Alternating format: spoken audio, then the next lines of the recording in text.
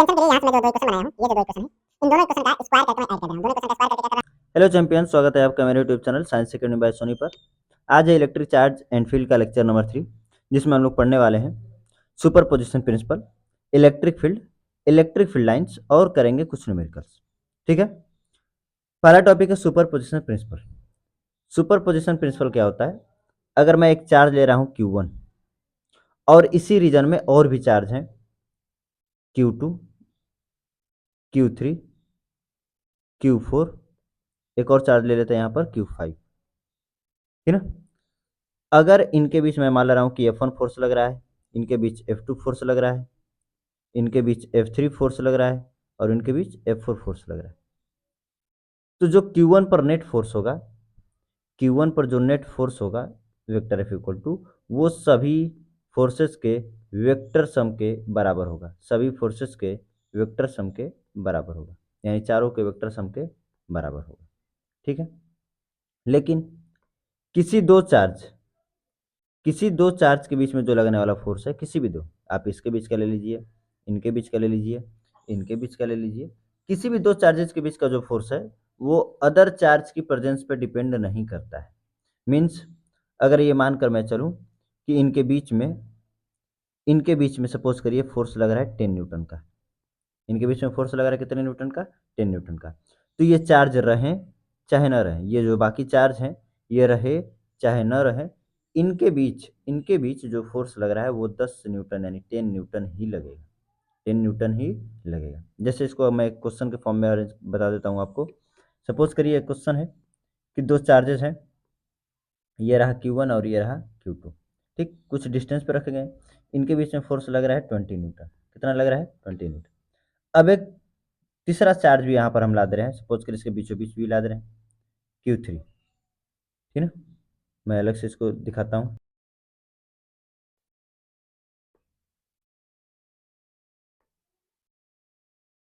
एक तीसरा चार्ज यहाँ पर मैं दिखा रहा हूँ Q3, और ये आपका Q2 और Q1 पहले से था ही, ठीक है ना। तो इस तीसरे चार्ज के आने की वजह से क्या इन दोनों के बीच में चार्ज पर कोई फोर्स पे फर्क पड़ेगा? बिल्कुल नहीं। इनके बीच जो फोर्स है वो पहले 20 न्यूटन लग रहा था, तो अभी भी 20 न्यूटन ही लगेगा, ठीक है ना। यानी कि इनके बीच में जो फोर्स पहले लग रहा था वो अभी भी उतना ही लगेगा, ना वो कम होगा और ना अधिक होगा, ठीक है। लेकिन किसी भी एक चार्ज पे जो नेट फोर्स है वो या तो बढ़ जाएगा या तो कम हो सकता है, वो डिपेंड करता है चार्ज के नेचर पे, फोर्स की डायरेक्शन पे, ठीक है। चार्ज का नेचर जैसा होगा वैसे ही फोर्स की डायरेक्शन भी क्या होगी? डिफरेंट होगी। अब ये सुपर पोजिशन प्रिंसिपल की जो थियरी है उसको हमने यहाँ पर लिख दिया है कि according to this principle of superposition, total force on a given charge due to number of charges is a vector sum of individual forces acting on that charges due to all the charges in the individual forces are unaffected due to the presence of other charges। यानी किसी भी दो के बीच में जो लगने वाला force है वो अदर के प्रेजेंस पर डिपेंड नहीं करता, उससे इसकी वैल्यू पर कोई फर्क पड़ने वाला नहीं, ठीक है। आइए नेक्स्ट देखते हैं, इलेक्ट्रिक फील्ड क्या होती है? देखिए, अगर मैं एक चार्ज लूँ, यहाँ पर मैं एक चार्ज ले रहा हूँ Q, तो इसके चारों तरफ एक ऐसा रीजन होगा जिसमें ये अपना इफेक्ट दिखाएगा। कैसा इफेक्ट? Electric effect. अगर इस रीजन में मैं सपोज करिए मैं ये रीजन दिखा दे रहा हूँ यहाँ पर, फिलहाल में किसी भी चार्ज के चारों ओर जो रीजन बनता है वो इन्फानाइट तक जाता है। कहाँ तक जाता है? इन्फानाइट तक जाता है। लेकिन यहाँ पर मैं एक दिखा रहा हूँ रीजन, सपोज करिए एक रीजन है, ठीक है ना। तो इस रीजन में अगर कोई भी अदर चार्ज इंटर करेगा, सपोज करिए मैं Q1 ले रहा हूँ, तो अगर कोई भी चार्ज इंटर करेगा इसके अंदर तो वो इलेक्ट्रिक इफेक्ट को फील करेगा। कैसा इलेक्ट्रिक इफेक्ट? या तो रिपल हो सकता है या तो अट्रैक्ट हो सकता है, ठीक ना। या तो रिपल हो सकता है या तो क्या हो सकता है? अट्रैक्ट हो सकता है। तो किसी भी चार्ज के चारों ओर का वो एक ऐसा रीजन होता है जिसमें इलेक्ट्रिक इफेक्ट फील होता है, ऑब्जर्व होता है, उसी को हम कहते हैं इलेक्ट्रिक फील्ड। क्या कहते हैं? Electric field. किसकी वजह से? चार्ज की वजह से। आइए बात समझ में, इसकी डिफिनेशन को हम लोग लिख लेते हैं। आइए, the region surrounding a charge और डिस्ट्रीब्यूशन का मतलब जरूर नहीं कि पॉइंट चार्ज ही हो, डिस्ट्रीब्यूट होकर चार्ज भी दिया होगा तब भी, और distribution of charges in which its electric effect can be observed can be observed or experienced. It's called the electric field of the charge of the charge। ठीक है, अब सुनिए, जो इलेक्ट्रिक फील्ड है इसको डिनोट करने के लिए दो टर्म बनाए जाते हैं। कितने टर्म? दो टर्म। एक है electric field intensity, electric field intensity. दूसरा है इलेक्ट्रिक पोटेंशियल, इलेक्ट्रिक पोटेंशियल। ये इंटेंसिटी या स्ट्रेंथ भी कहा जाता है, ठीक ना। और ये होता है आपका वेक्टर फॉर्म। क्या है? Vector form. और ये आपका होता है स्केलर फॉर्म। दोनों ही इलेक्ट्रिक फील्ड को डिनोट करते हैं। स्केलर फॉर्म, ठीक है। अच्छा, इसको ही जनरली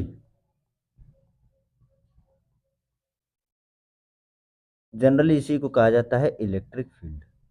यानी अगर कभी भी इलेक्ट्रिक फील्ड का जिक्र कर रहा है तो इलेक्ट्रिक फील्ड नहीं, क्या होती है? इलेक्ट्रिक फील्ड इंटेंसिटी होती है। इलेक्ट्रिक फील्ड इंटेंसिटी को ही कॉमनली इलेक्ट्रिक फील्ड भी कहा जाता है।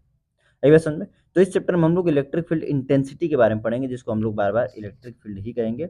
और नेक्स्ट चैप्टर जो है इलेक्ट्रोस्टैटिक्स का, जो नेक्स्ट चैप्टर है उसमें हम लोग पढ़ेंगे इलेक्ट्रिक पोटेंशियल के बारे में।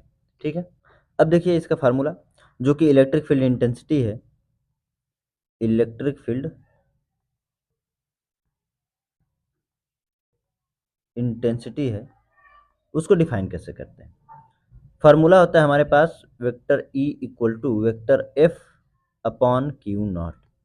यानी कि अगर मैं एक यूनिट चार्ज ले रहा हूँ, अगर एक यूनिट पॉजिटिव चार्ज ले रहा हूँ, तो यूनिट पॉजिटिव चार्ज पे जो फोर्स लगेगा, यूनिट पॉजिटिव चार्ज पे जो फोर्स लगेगा उसी को हम लोग क्या कहेंगे? Electric field intensity. Electrostatic force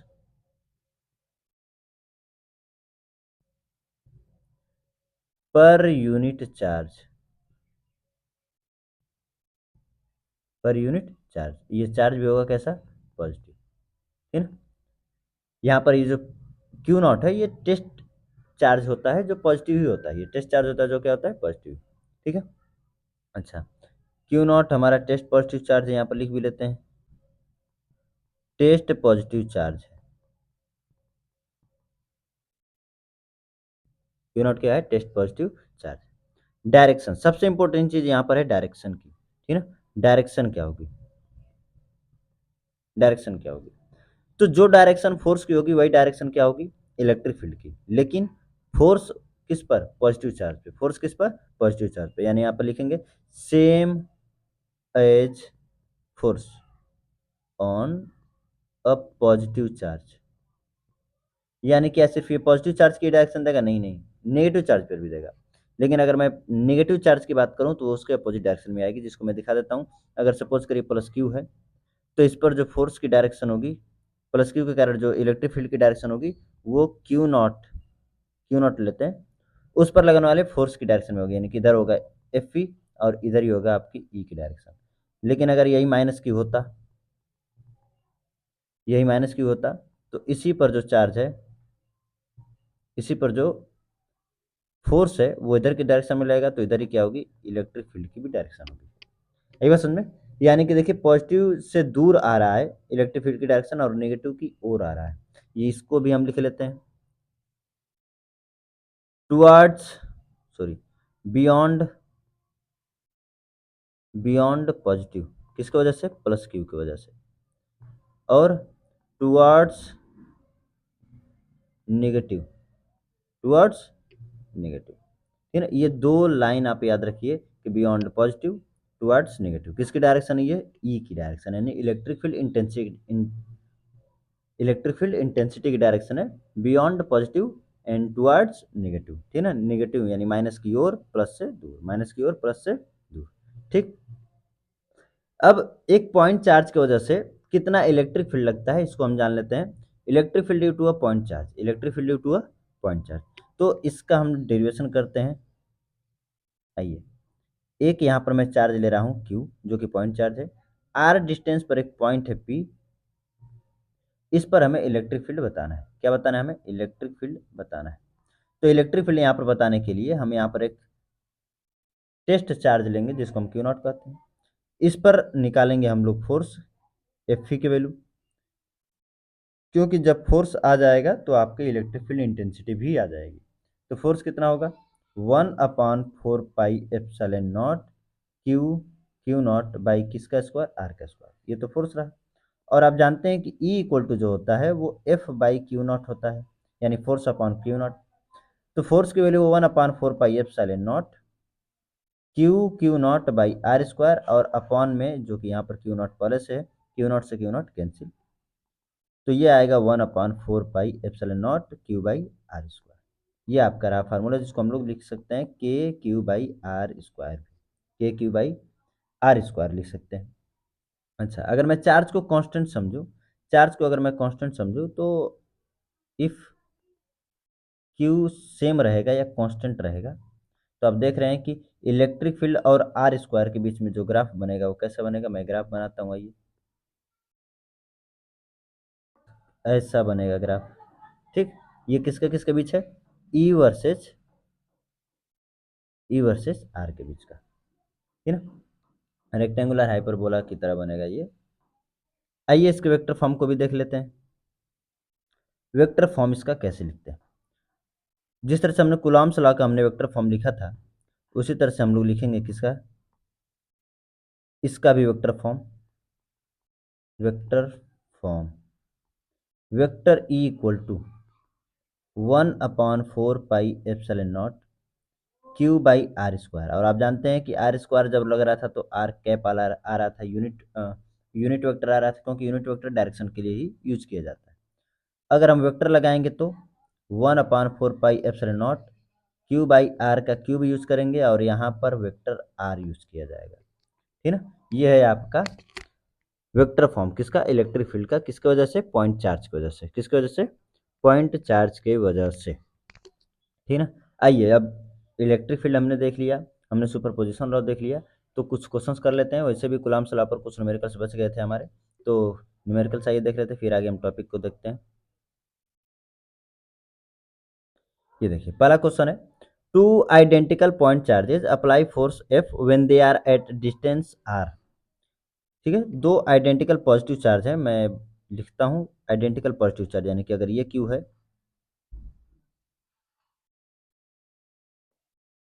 ये क्यू है, तो दूसरा भी क्या होगा? क्यू। कुछ डिस्टेंस पर होंगे यार, तो इनके बीच में फोर्स लग रहा है कितना? एफ, ठीक है। Now both are placed on two conducting sphere of radius capital R, जो कि छोटा है आर से, ठीक है। स्फीयर एक बना लेते हैं, ठीक है। ये दोनों सेम है, सेम रेडियस के दोनों हैं, ठीक। इनकी जो रेडियस है,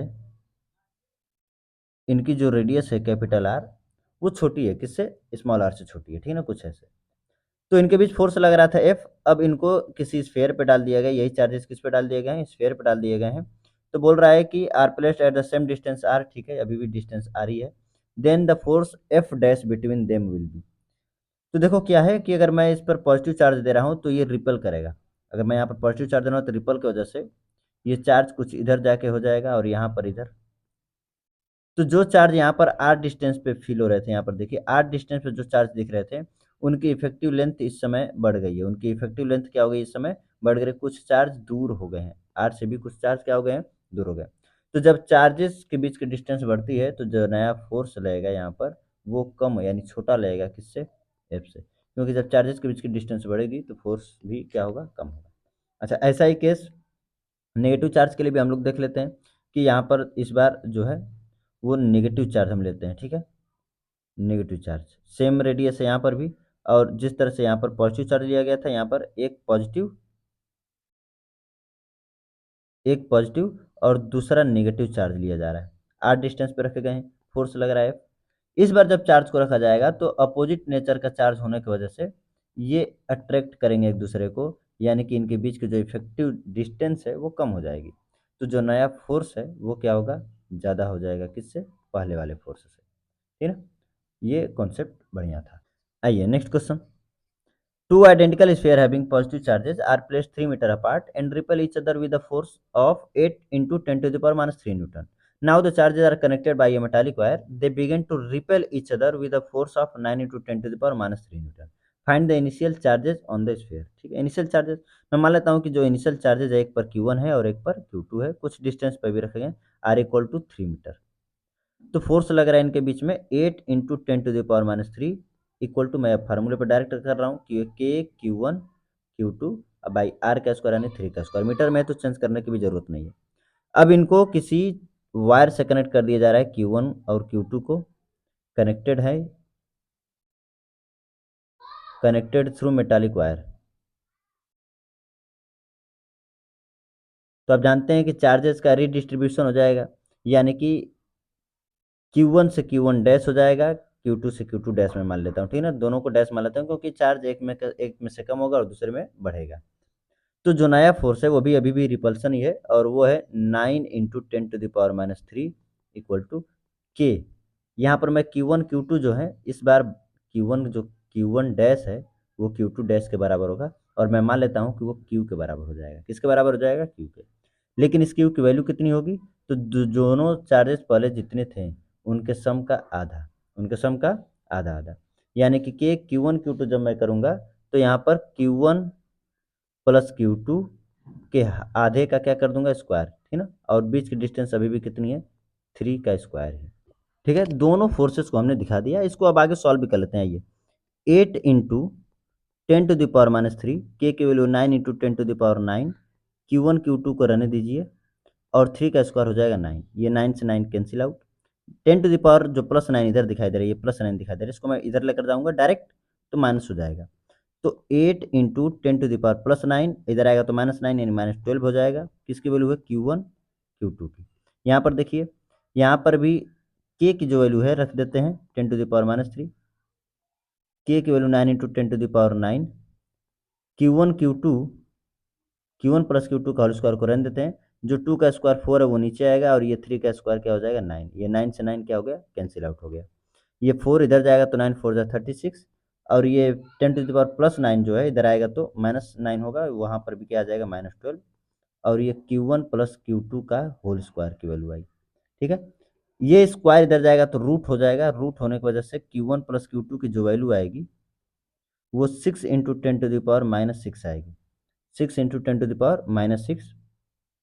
ठीक है ना, अब सुनिए, दो चार्जेस जिसका प्रोडक्ट आ रहा है 8 इंटू 10⁻12 और उनका सम आ रहा है 6 इंटू 10⁻6। ठीक है ना, दो चार्जेस है जिनका प्रोडक्ट 8 आ रहा है, वो भी 10⁻12 यानी माइक्रोकुलाम में चार्जेस हो सकते हैं, और उनका सम आ रहा है 6।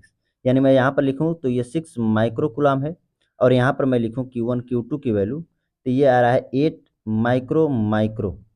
ठीक है ना, 8 माइक्रो यानी सपोज करिए कि मैं इसको अगर 4 इंटू 2 के फॉर्म में कन्वर्ट करूँ, 4 माइक्रोकुलाम इंटू 2 माइक्रोकुलाम, तो इन दोनों का सम कितना आ रहा है, 6, और इन दोनों का प्रोडक्ट कितना कितना आ रहा है, 8। ठीक ना, तो यहाँ से भी हमें पता चल गया कि दोनों चार्जेस जो हैं 4 माइक्रोकुलाम और 2 माइक्रोकुलाम हैं। Next question, equal charges each of 20 microcoulomb are placed at x equal to 0 2 4 8 16। ठीक है, find the net force experience by the charge at x equal to 2 centimetre. एक लाइन है, एक लाइन ले लेते हैं और इस पर बोल रहा है कि x इक्वल टू, यहाँ पर ये x के वैल्यू मैं लिख रहा हूँ 0, फिर 2 4 8 और 16 भी है। ठीक है, यहाँ पर कहीं मैं 16 ले लेता हूँ, ये 16 x की वैल्यू 0 2 4 8 16। ठीक है, यहाँ पर इक्वल चार्जेस 20 माइक्रोकुलाम के रखे गए हैं, यानी हर जगह 20 माइक्रोकुलाम के चार्ज रखे गए हैं। 20 माइक्रोकुलाम 20 माइक्रोकुलाम 20 माइक्रोकुलाम, यहाँ पर भी 20 माइक्रोकुलाम और यहाँ पर भी 20 माइक्रोकुलाम। क्या बोल रहा है कि net force experience the net charges x equal to 2। ये x इक्वल टू 2 पर जो है, यहाँ पर इस पर हमें फाइंड करना है नेट चार्ज। ठीक ना, मैं उसको स्फीयर में सर्कल में कर दिया हूँ, जिस पर हमें नेट फोर्स हमें चाहिए। तो क्या बताइए, इस 2 जो x इक्वल टू 2 पर है, वहाँ से ये डिस्टेंस हो जाएगी कितनी, ये डिस्टेंस कितनी हो जाएगी 2 सेंटीमीटर, और ये भी डिस्टेंस कितनी हो जाएगी 2 सेंटीमीटर। जितना चार्ज इधर है उतना ही चार्ज इधर है, तो ये दोनों चार्ज तो एक दूसरे को क्या करेंगे, कैंसिल आउट, एक दूसरे के इफेक्ट को क्या कर देंगे, कैंसिल आउट कर देंगे। यानी इन दोनों की वजह से तो लगने वाला जो नेट फोर्स है वो जीरो हो जाएगा। बचा इस 20 माइक्रो कूलाम पे फोर्स लगाने वाला एक जो 8 पर रखा गया और एक 16 पर रखा गया, और दोनों पॉजिटिव हैं, दोनों ही रिपल करेंगे, दोनों की डायरेक्शन क्या हो जाएगी सेम। यानी कि देखो, ये भी 8 वाला भी क्या है पॉजिटिव, जो कि रिपल करेगा इसको, और 16 वाला भी इसको क्या करेगा, रिपल करेगा, यानी कि दोनों की डायरेक्शन एक ही तरफ आ रही है। और जब एक ही तरफ आएगी तो उसको हम सॉल्व कर सकते हैं। एफ इक्वल टू डायरेक्ट हम यूज कर सकते हैं 8 वाले की वजह से और 16 वाले की वजह से डायरेक्ट। तो के को तो रहने दीजिए, पहला चार्ज है 20 माइक्रोकूलम और दूसरा चार्ज भी है 20 माइक्रोकूलम। बीच की डिस्टेंस कितनी है, सारी की सारी सेंटीमीटर में दी गई हैं। तो 2 के यहाँ से 8 तक की, 2 के यहाँ से 8 तक की डिस्टेंस कितनी हो जाएगी, 6 सेंटीमीटर। ठीक है ना, तो ये रहा 6 इंटू 10 टू द पावर, उसको मीटर में चेंज करेंगे तो -2, और उसका क्या लेंगे स्क्वायर, प्लस के को रन देते हैं। दोनों चार्ज यहाँ पर भी 20 माइक्रोकूलम और 20 माइक्रोकूलम है, अपॉन यहाँ से 2 से 16 तक के जो डिस्टेंस है वो हो जाएगी 14 इंटू 10 टू द पावर -2 का, यहाँ पर भी क्या लेंगे स्क्वायर लेंगे। ठीक है ना, 14 सेंटीमीटर है तो उसका मीटर में चेंज करेंगे तो 10 टू द पावर -2 से मल्टीप्लाई करेंगे। अब जो सब में कॉमन ले सकते हैं उसको कॉमन ले लें ताकि कैलकुलेशन आसान हो जाए। के की वैल्यू अब यहाँ पर रखते हैं हम लोग 9 इंटू 10 टू द पावर 9, 20 का मल्टीप्लाई करेंगे तो 400 आएगा, और माइक्रो माइक्रो का करेंगे तो 10 टू द पावर -2। ये कॉमन मिल रहा है दोनों से, ऊपर से मैं अभी तक ये कॉमन ले चुका हूँ। यहाँ से देखिए 10 टू द पावर -4, और यहाँ पर नीचे यहाँ से 10 टू द पावर -4 और 10 टू द पावर -4 दोनों जगह से मिल रहा है कॉमन, बाहर ले लीजिए, यानी कि 10 टू द पावर -4 भी हमने ले लिया। ठीक, क्या बचा क्या, यहाँ से एक और चीज़ हम कॉमन ले सकते हैं, ध्यान से देखिए, यहाँ पर 6 का स्क्वायर है और यहाँ पर 14 का स्क्वायर। ठीक है, अगर मैं इसको 2 इंटू 7 लिख दूँ तो 2 का स्क्वायर यहाँ पर भी मिल जाएगा, इसको 2 इंटू 3 लिख दूँ तो यहाँ पर भी 2 का स्क्वायर मिल जाएगा। ठीक है, ध्यान से समझिएगा, मैं कैलकुलेशन को आसान करने के लिए 6 को ले सकता हूँ 2 इंटू 3 का, तो स्क्वायर तो है तो 2 इंटू 3 का होल स्क्वायर। 14 को ले सकता हूँ 2 इंटू 7 का होल स्क्वायर, तो दोनों में से 2 का स्क्वायर यानी कि 4 हमें कॉमन मिल जाएगा। बचेगा क्या यहाँ पर बचेगा मात्र 3 का स्क्वायर, और यहाँ पर बचेगा मात्र 7 का स्क्वायर। ठीक है ना, अब ये कैलकुलेशन थोड़ी आसान हो जाएगी, ये 4 से 4 कैंसिल हो गया। पावर्स को अब यहाँ पर ऊपर एक 9 बस बच रहा है, पावर्स देखिए, यहाँ से +2 और ये +9 कितना हो जाएगा 9 टू 11, और ये -4 भी ऊपर जाएगा तो प्लस होगा, तो 9 4 13 टू 15, और 15 में से 12 जाएगा 10 टू द पावर 3 बचेगा। यहाँ पर इसको सॉल्व करिए, 9 और +7 का स्क्वायर कितना हो जाएगा 49। अब इसको आप आसानी से सॉल्व कर सकते हैं, जो भी आएगा वो आपका आंसर है। Next question, two charges plus q and plus 4q are separated by a distance r on the line joining both charges. A third charge is placed so that it experience a net force of 0 या remains in equilibrium, दोनों बातें की जाती है। Find the position, nature and magnitude of the third charge. बढ़िया question है, देखिए, तो एक लाइन पर यहाँ पर मैं बना लेता हूँ, यहाँ पर दो चार्जेज रखे गए हैं, एक रखा गया +q और एक रखा गया +4q। ठीक है, बोल रहा है कि इनको इनकी लाइन ज्वाइनिंग पर, इनकी लाइन ज्वाइनिंग का मतलब कि जरूर है कि बीच में बगल में भी हो सकते हैं। ठीक है, कहाँ पर एक थर्ड चार्ज रखें कि उस पर नेट फोर्स क्या होके 0 होके, या वो इक्विलिब्रियम में होके, वो थर्ड चार्ज जो है इक्विलिब्रियम में होके, और उसकी पोजीशन बतानी है, नेचर भी बताना है और मैग्नीट्यूड भी बताना है। ठीक है, तो पहले मैं एक एक जगह रख के हम चेक करेंगे कि किस पर फोर्स 0 होने की पॉसिबिलिटी हो सकती है। लेकिन नेट फोर्स 0 होने के लिए देखिए, अगर मैं एफ नेट 0 चाहता हूँ, एफ नेट में 0 चाहता हूँ, तो क्या क्या चाहिए हमें, पहली चीज़ तो ये चाहिए कि इस चार्ज पे जो दोनों फोर्सेज लग रहे होंगे वो अपोजिट डायरेक्शन में लग रहे होंगे। दोनों फोर्सेज अपोजिट डायरेक्शन में लगेंगे तो 0 होने के चांसेस हैं। दूसरी, ये जो दोनों फोर्सेज अपोजिट में लग रहे हैं ये इक्वल भी होने चाहिए मैग्नीट्यूड में। ठीक है ना, यानी कि ये दोनों कंडीशन हमें फुलफिल चाहिए कि एक तो उस चार्ज पे दोनों फोर्सेज जो है अपोजिट डायरेक्शन में लगे, और दूसरे कंडीशन इक्वल लगे, यानी इक्वल एंड अपोजिट फोर्स चाहिए। क्या चाहिए, इक्वल एंड अपोजिट फोर्स चाहिए। ये हमारा कंडीशन है जीरो होने के लिए। तो मैं यहाँ पर एक चार्ज ले लेता हूँ, यहाँ पर मैं थर्ड चार्ज रखता हूँ यहाँ पर, प्लस कैपिटल क्यू, ठीक है। और इस पर मैं चेक करूँगा कि क्या नेट फोर्स जीरो होने की पॉसिबिलिटी है या नहीं है। ध्यान से समझिएगा। तो ये पॉजिटिव चार्ज और ये भी पॉजिटिव चार्ज, तो क्या करेगा, रिपेल। ये पॉजिटिव चार्ज और ये पॉजिटिव चार्ज, तो ये भी क्या करेगा, रिपेल। यानी यहाँ पर दोनों की डायरेक्शन जो आ रही है, दोनों फोर्सेस की जो डायरेक्शन आ रही है, वो एक ही डायरेक्शन में आ रही है। क्या एफ नेट जीरो हो सकता है यहाँ पर? बिल्कुल नहीं। यानी एफ नेट यहाँ पर जीरो नहीं हो सकता। इसी तरह से मैं इधर भी एक पॉइंट ले लेता हूँ, यहाँ पर रख के चेक करता हूँ। ठीक है, समझिए कॉन्सेप्ट को, समझिए, बस मैं कॉन्सेप्ट को सिखाने के लिए बता रहा हूँ। तो ये पॉजिटिव और ये पॉजिटिव क्या करेगा, रिपेल। और ये पॉजिटिव, सॉरी, ये पॉजिटिव और ये पॉजिटिव, ये भी क्या करेगा, रिपेल। दोनों की डायरेक्शन एक ही तरफ आ रही है, यानी कि इधर ही F1 भी आ रही है, F2 भी आ रही है, दोनों की डायरेक्शन एक ही साइड में। तो यहाँ पर भी एफ नेट के जीरो होने की पॉसिबिलिटी नहीं है। बच गई एक ही जगह, बीच में। अब बीच में भी कहाँ पर रखा जाएगा, छोटे वाले चार्ज के पास, छोटे वाले चार्ज के पास। तो क्वेश्चन में आप ये भी देख लेंगे किससे पूछ रहा है, +4 की यहाँ से डिस्टेंस पूछ रहा है या क्यू के यहाँ से डिस्टेंस पूछ रहा है, ये जानना जरूरी है। तो पहले तो हम यहाँ पर देख लेते हैं कि यहाँ पर हम थर्ड चार्ज रख रहे हैं, प्लस क्यू। क्या जीरो आ सकता है क्या? देखिए, ये प्लस है, ये प्लस है, रिपल्सिव फोर्स, ये प्लस रिपल्सिव फोर्स। अब मैं क्यों छोटे वाले चार्ज के पास रखा हूँ, इससे दूर क्यों रखा हूँ? देखिए, +4 क्यू पहले से ही मैग्नीट्यूड में बड़ा है चार्ज, और ये छोटा है। तो जब छोटा है और इससे मैं दूर कर दूंगा, यहाँ पर रख दूंगा, तो एक तो छोटा चार्ज, ऊपर से डिस्टेंस में मैंने बढ़ा दिया। तो छोटा चार्ज डिस्टेंस भी बढ़ा दूंगा, तो इसके वजह से अपोजिट डायरेक्शन में फोर्स तो लगेगा, लेकिन कम लगेगा। इसकी वजह से जो फोर्स है वो कम लगेगा, और इसकी वजह से पास भी हो गया और मैग्नीट्यूड भी चार्ज का ज़्यादा, तो फोर्स क्या होगा, बढ़ जाएगा। इसलिए छोटे वाले के पास रखते हैं। तो यहाँ पर इसको हम अपने लैंग्वेज में लिख लेते हैं कि जब भी सेम नेचर के चार्ज होंगे, कैसे होंगे, सेम नेचर के चार्ज, सेम सेम नेचर के चार्ज जब भी होंगे, ठीक है, तो थर्ड चार्ज कहाँ रखते हैं, थर्ड चार्ज बिटवीन देम रखा जाता है, उनके बीच रखा जाता है, ठीक है ना, फॉर इक्विलिब्रियम, फॉर इक्विलिब्रियम। ये बात याद रखेंगे। अब हम जानते हैं कि दोनों पर अपोजिट डायरेक्शन में फोर्स लग रहा है और बराबर लग रहा है, तभी तो जीरो होगा, नहीं तो जीरो हो नहीं सकता। तो मैं दोनों के फोर्सेस बराबर कर दे रहे हैं कि पहला चार्ज स्मॉल क्यू, दूसरा चार्ज है कैपिटल क्यू। अब बीच की मैं डिस्टेंस को मान ले रहा हूँ एक्स, तो ये हो गया एक्स स्क्वायर, ठीक है, इक्वल टू के। पहला चार्ज है 4 क्यू और दूसरा चार्ज है कैपिटल क्यू। अगर इनके बीच की डिस्टेंस कितनी दिया है, आर दिया है, तो एक्स इतना ही हो गया, तो ये कितना हो जाएगा, R-X, यानी R-X का क्या हो जाएगा, होल स्क्वायर। ठीक है। अब जो कैंसिल आउट हो सकते हैं, कैंसिल आउट करिए, के से के कैंसिल, कैपिटल क्यू से कैपिटल क्यू कैंसिल। यहाँ से एक दूसरा कॉन्सेप्ट आता है।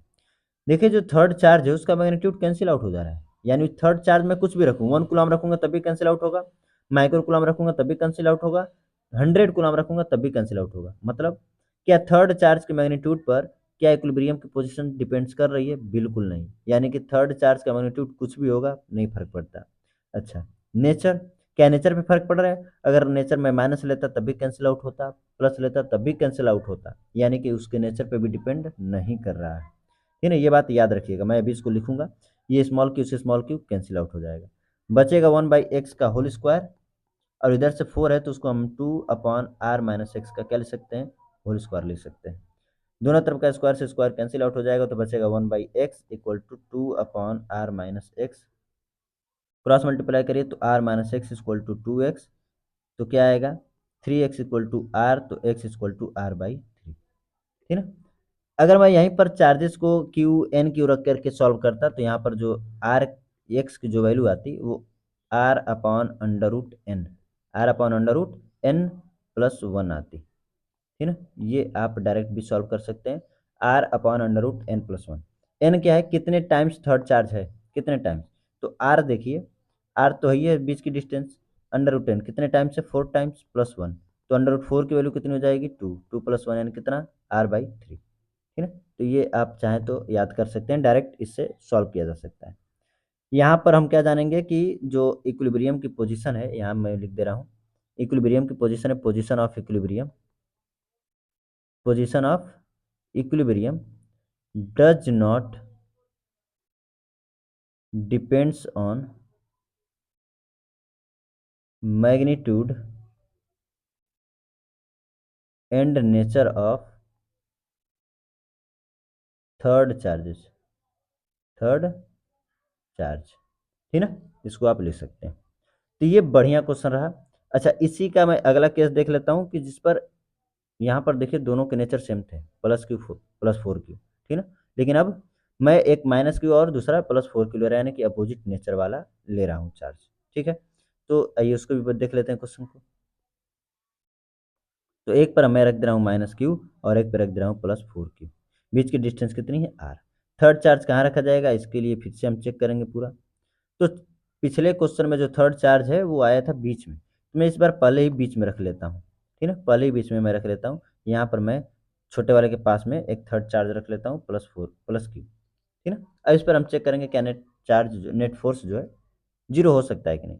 ये माइनस है और ये प्लस है, तो कौन सा फोर्स, अट्रैक्टिव फोर्स। ये प्लस है और ये प्लस है, कौन सा फोर्स, रिपल्सिव फोर्स। क्या दोनों की डायरेक्शन एक ही डायरेक्शन में आ रही है, बिल्कुल। और जब एक ही डायरेक्शन में आएगी तो उस पर नेट फोर्स जीरो नहीं हो सकता, यानी यहाँ पर पॉसिबिलिटी नहीं बनेगी, ठीक है। आइए बड़े वाले चार्ज के पास रख लेते हैं इधर कहीं। तो देखिए ये प्लस फोर क्यू और ये प्लस, यानी कि दोनों पॉजिटिव पॉजिटिव, ये प्लस और ये भी प्लस है, तो कौन कौन सा फोर्स, रिपल्सिव। ये माइनस है और ये प्लस है, तो अट्रैक्टिव फोर्स, बिल्कुल। यहाँ पर आपका अपोजिट डायरेक्शन में एक फोर्स इधर तो एक फोर्स इधर लग रहा है, लेकिन ध्यान से देखिए अपोजिट डायरेक्शन में फोर्स तो हमें मिल रहा है, लेकिन एक फोर्स बड़ा और दूसरा फोर्स छोटा मिल रहा है। क्यों, यहाँ से प्लस फोर क्यू से डिस्टेंस छोटी है, कम डिस्टेंस पर है। एक तो चार्ज का मैग्नीट्यूड ज़्यादा, ऊपर से डिस्टेंस कम, ठीक ना। तो मैग्नीट्यूड भी ज़्यादा डिस्टेंस भी कम, तो ये फोर्स ज़्यादा लगाएगा, ठीक ना। फोर्स क्या लगाएगा, ज़्यादा लगाएगा। इसका मैग्नीट्यूड कम और डिस्टेंस भी ज़्यादा, तो इसका फोर्स क्या लगेगा, कम लगेगा। तो अगर मैं मानता हूँ कि जो प्लस फोर क्यू है ये फोर की वजह से, ये फोर की वजह से है, और ये जो चार्ज है वो क्यू की वजह से है सिर्फ, ये फोर क्यू की वजह से। तो जो फोर्स लग रहा है फोर क्यू की वजह से वो बड़ा लग रहा है किसके, क्यू के कंपेरिजन में। क्या नेट फोर्स जीरो होने की पॉसिबिलिटी है, बिल्कुल नहीं है। तो बच गई एक ही पोजीशन, एक ही पोजीशन बच गई और वो है यहाँ। तो यहाँ पर मैं रखता हूँ थर्ड चार्ज प्लस क्यू। अब देखिए ये छोटा चार्ज से कम डिस्टेंस और बड़े चार्ज से दूर डिस्टेंस, ठीक है। ये नेगेटिव है ये पॉजिटिव है, ये नेगेटिव है ये पॉजिटिव है, तो कौन सा फोर्स, अट्रैक्टिव। और ये पॉजिटिव, कौन सा फोर्स, रिपल्सिव। फोर्स की डायरेक्शन अपोजिट मिल गई, और दोनों फोर्सेस के इक्वल होने की भी पॉसिबिलिटी है। क्यों, क्योंकि ये छोटे चार्ज से पास में है और बड़े चार्ज से दूर में है। आई बात समझ में, ठीक है। तो अब क्या करेंगे, जब फोर्सेस अपोजिट डायरेक्शन में मिल गए हैं, इक्वल मिल गए हैं, तो हम कर लेते हैं कि पहला चार्ज है कैपिटल क्यू, दूसरा स्मॉल क्यू, बीच की डिस्टेंस मैं एक्स मान लेता हूँ, एक्स का स्क्वायर इक्वल टू के कैपिटल क्यू, और दूसरा चार्ज है प्लस फोर क्यू। डिस्टेंस देखिए, तो इतना तो आर था और एक्स और बढ़ गया, तो आर प्लस एक्स हो जाएगा, आर प्लस एक्स हो जाएगा का होल स्क्वायर। जो कैंसिल आउट हो रहा है कैंसिल आउट करिए, कैसे के कैपिटल क्यू से कैपिटल क्यू, स्मॉल क्यू से स्मॉल क्यू। यानी यहाँ पर भी उसकी पोजीशन नेचर और मैग्नीट्यूड पे डिपेंड नहीं कर रही है, याद रखिएगा, यहाँ पर भी डिपेंड नहीं कर रही है। क्या बचा, वन बाई एक्स का whole square equal to two by r plus x का होल स्क्वायर। स्क्वायर से स्क्वायर कैंसिल, क्रॉस मल्टीप्लाई करिए, two x equal to r plus x, तो एक्स की वैल्यू आ जाएगी आर के इक्वल। एक्स की वैल्यू किसके इक्वल आ जाएगी, आर के। और यहाँ से आर का अगर हम डायरेक्ट फार्मूला अगर चाहें तो डायरेक्ट हम लिख सकते हैं r equal to r sorry x की, एक्स का फार्मूला अगर हम चाहें तो डायरेक्ट लिख सकते हैं कैसे, r upon under root n minus one. वहाँ पर क्या था प्लस वन, यहाँ पर क्या रहा है माइनस वन, ठीक है ना। रख के देखिए, रख के देखिए, X equal to R under root N यानी under root four minus one, under root four की वैल्यू टू, और टू माइनस वन क्या होगा वन। आर यहाँ पर भी वहाँ पर भी आ रहा है, लेकिन एक चीज़ याद रखिएगा कि जो डिस्टेंस वो कहाँ से पूछा है, छोटे वाले से पूछा है बड़े वाले से पूछा है, ये ध्यान दीजिएगा। यहाँ पर हम छोटे वाले से निकालें, कहाँ से निकालें, छोटे वाले के यहाँ से, ठीक ना। और यहाँ पर भी जो इक्विलिब्रियम की पोजीशन है वो डिपेंड नहीं करती है नेचर पे, मैग्नीट्यूड पे। एक और चीज़ क्या, अगर अपोजिट नेचर के चार्ज हैं, अपोजिट नेचर, अपोजिट नेचर के चार्ज हैं, तो जो थर्ड चार्ज है वो बगल में रखा जाएगा, बगल में किसके, छोटे वाले चार्ज के, ठीक है ना। छोटे वाले चार्ज के बगल में, मैं हिंदी में लिख दे रहा हूँ, छोटे वाले चार्ज के बगल में रखा जाएगा, ठीक है ना, छोटे वाले चार्ज के बगल में। ऐसा नहीं कि माइनस वाले चार्ज के बगल में, बिल्कुल नहीं। माइनस किसी को मैं -4q को भी दूंगा तब भी यहीं पर रखा जाएगा वो थर्ड वाला चार्ज, ठीक है ना। जरूर नहीं कि वो माइनस वाले के बगल में रखा हूँ, ये कॉन्सेप्ट मत लगाइएगा अपना। आइए नेक्स्ट क्वेश्चन देखते हैं। Two charges plus q and plus 4q are separated by a distance r, find the position and nature the magnitude of third charge so that the entire system will be in equilibrium। वहां पे third charge equilibrium में था और यहाँ पर entire system equilibrium में चाहिए हमें, ठीक है ना। तो एक कॉन्सेप्ट हम जान लेते हैं यहीं पर। आइए, क्या है कॉन्सेप्ट। यहाँ पर दो तरह का सिस्टम हम बनाते हैं। यहाँ पर माइनस क्यू चार्ज है और ये भी है माइनस क्यू चार्ज, या तो ये प्लस क्यू है और ये भी प्लस क्यू, यानी सेम नेचर के चार्जेस है। इनके बीच में जो थर्ड चार्ज रखा जा रहा है, थर्ड चार्ज, ये थर्ड चार्ज है, वो माइनस क्यू में रख रहा हूँ और यहाँ पर प्लस क्यू रख रहा हूँ, ठीक है ना। इन दोनों केसेस में मैं इस थर्ड चार्ज को, ध्यान से देखिएगा, मैं थर्ड चार्ज को, ये माइनस है ना, इसको मैं थोड़ा सा इधर क्या कर रहा हूँ, हल्का सा डिस्प्लेस कर रहा हूँ एक साइड, किसी भी एक साइड। तो जब जैसे ये पास आएगा ना तो ये और ज़्यादा रिपल्सिव फोर्स लगाएगा, और यहाँ से मैं इसको डिस्प्लेस किया तो ये वाला थोड़ा कम रिपल्सिव फोर्स लगाएगा, ठीक है ना। ये ज़्यादा रिपल्सिव फोर्स इधर की डायरेक्शन में और ये वाला कम। तो एक ज़्यादा लगा रहा है और एक कम लगा रहा है। तो जैसे मैं इस चार्ज को थोड़ा सा इधर डिस्प्लेस करके छोड़ दूंगा तो ये और ज़्यादा फोर्स लगा के इसको इधर भेजेगा, ठीक है। तो ये इधर जाएगा, फिर इधर, फिर इधर, फिर इधर, फिर इधर।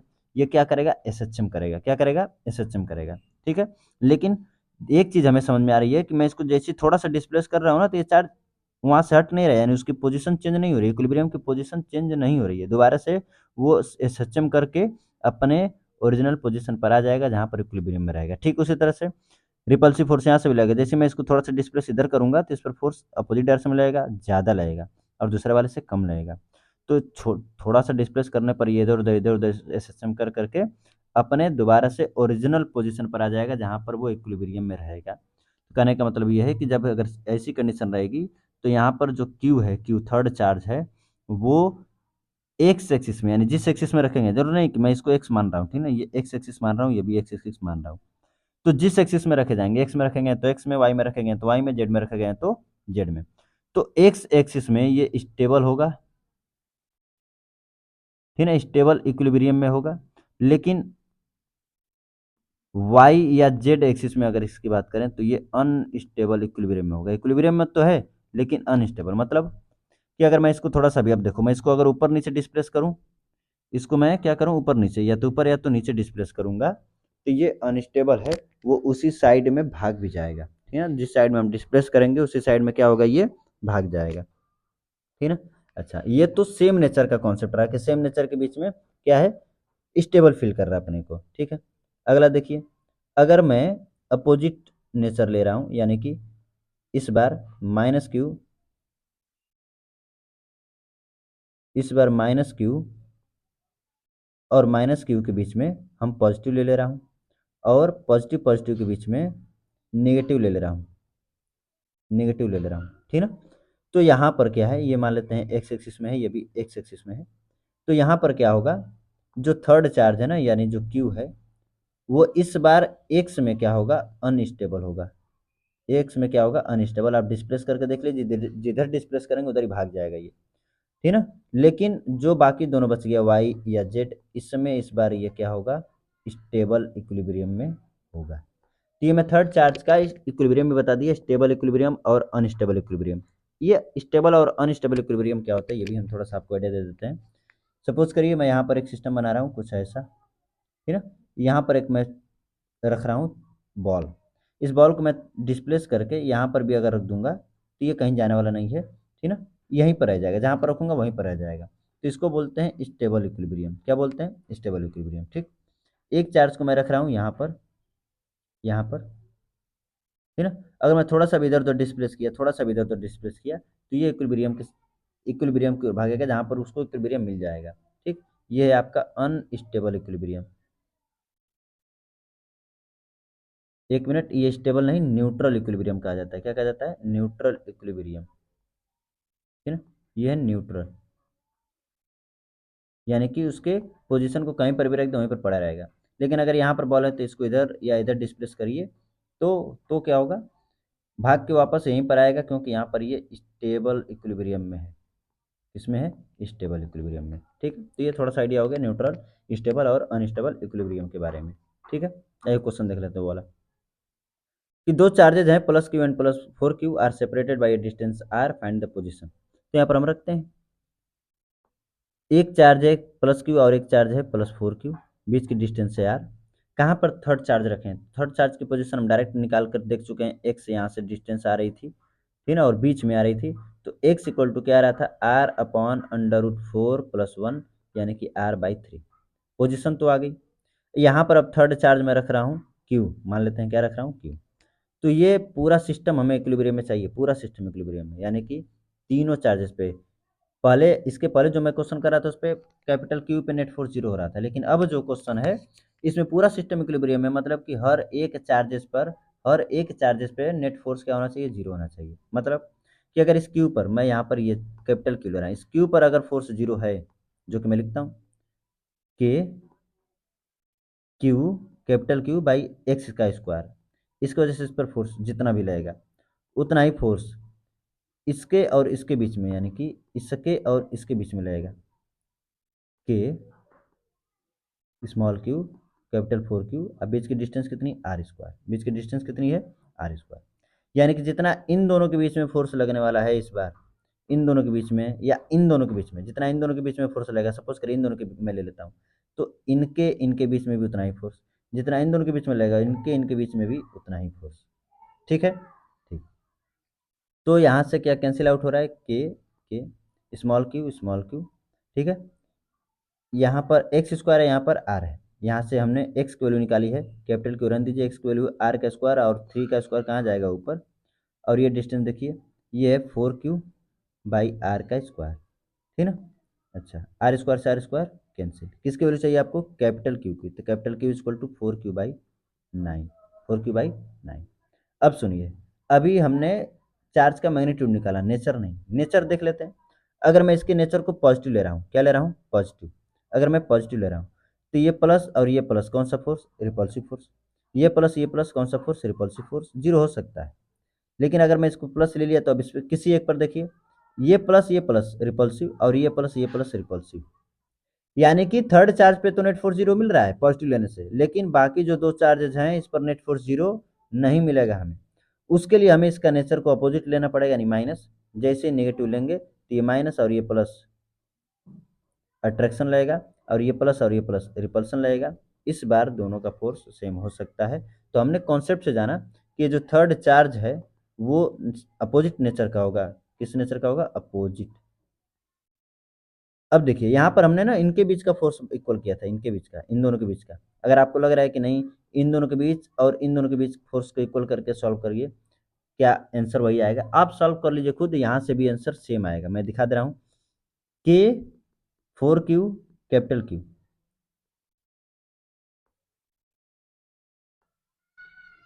ठीक ना, और इसके बीच की डिस्टेंस कितनी है? इस बार ये डिस्टेंस हम रखेंगे, ठीक ना, ये डिस्टेंस रखेंगे। अगर ये आर बाई थ्री है तो ये टू आर बाई थ्री होगा, तो टू आर बाई थ्री का होल स्क्वायर और के small Q into four Q, और यहाँ पर आएगा आर स्क्वायर। देखिए अगर ये आर बाई थ्री है तो ये टू आर बाई क्या हो जाएगा? थ्री। एक बार सुन में, इसको भी आप सॉल्व कर लीजिएगा, सेम आंसर आएगा, सेम आंसर आएगा। तो ये आपका रहा पूरा सिस्टम इक्विलिब्रियम का केस। आइए नेक्स्ट क्वेश्चन देखते हैं। Two charges minus q and plus 4q are separated by a distance r. Find the position, nature, and magnitude of third charges so that the entire system will be in equilibrium. ठीक है, पिछले question के जैसा ये question है। मैं लेता हूँ, एक है माइनस क्यू चार्ज और एक है प्लस फोर क्यू चार्ज, ठीक है। इनके बीच की डिस्टेंस है आर। तो पहले तो हम पोजीशन निकाल लेते हैं कि कहाँ पर थर्ड चार्ज रखेंगे तो जीरो आएगा, जो कि यहाँ से एक्स हमने माना था। डायरेक्ट फार्मूले से निकाल लेते हैं, r upon under root n minus one. तो आर अंडर रूट टेन यानी अंडर रूट फोर की वैल्यू होगी टू, माइनस वन यानी कितनी? R by two. ठीक। अब पूरा सिस्टम अगर इक्विलिब्रियम में बोल रहा है तो हर एक चार्ज पर जो है नेट फोर्स क्या होना चाहिए? जीरो होना चाहिए हर एक चार्ज पे। तो यहाँ पर मैं प्लस फोर क्यू लेता हूँ, प्लस क्यू लेता हूँ, तो इस पर नेट फोर्स कितना होगा? के small Q capital Q by ये डिस्टेंस है आर बाई टू का होल स्क्वायर, यानी कि आर स्क्वायर बाई फोर। ये हमने जो फोर्स निकाला वो इनके बीच का निकाला, ठीक है। अब इनके बीच में जो फोर्स लग रहा है वो भी क्या होगा, उतना ही होगा। तो उसको लिखते हैं के स्मॉल क्यू इंटू 4q, और इनके बीच की डिस्टेंस कितनी है, आर स्क्वायर। तो ये आर स्क्वायर से आर स्क्वायर कैंसिल, 4 से 4 कैंसिल, स्मॉल क्यू से एक स्मॉल क्यू भी कैंसिल, और के से के भी कैंसिल। हमें स्मॉल क्यू की वैल्यू चाहिए, तो स्मॉल क्यू की जो वैल्यू आ रही है कितनी आ रही है, कैपिटल क्यू के बराबर, ठीक है ना, कैपिटल क्यू के बराबर। अब साइन देखते हैं इसका कि क्या साइन लेंगे। क्या मैं प्लस जो लिया हूँ क्या प्लस से कम चल जाएगा, अगर ये प्लस है ये माइनस है तो कौन सा फोर्स लगेगा, अट्रैक्टिव। ये प्लस है और ये प्लस है तो ये कौन सा फोर्स लगेगा, रिपल्सिव। ठीक है, तो क्या इस पर फोर्स जीरो हो रहा है, बिल्कुल हो रहा है। अच्छा, यहाँ पर देखिए, तो इस पर नेट फोर्स जीरो, तो ये प्लस और माइनस की वजह से अट्रैक्टिव, और ये प्लस और माइनस की वजह से ये भी अट्रैक्टिव फोर्स हो रहा है। कोई दिक्कत, आइए इस पर देखते हैं। ये माइनस और प्लस की वजह से अट्रैक्टिव, और ये प्लस और प्लस की वजह से रिपल्सिव फोर्स, यानी कि पॉजिटिव, यानी सेम नेचर का ही चार्ज रहेगा। यहाँ पर जो नेचर है वो कैसा रहेगा, सेम ही रहेगा, ठीक है ना, प्लस क्यू। आई बात समझ में, नेचर हम इस कॉन्सेप्ट से लगा लेंगे, ठीक है। आइए next question. Four identical charges Q are placed at the four corners of a square. A charge q is placed at the center. Find the magnitude and nature of q so that the whole system will be in equilibrium.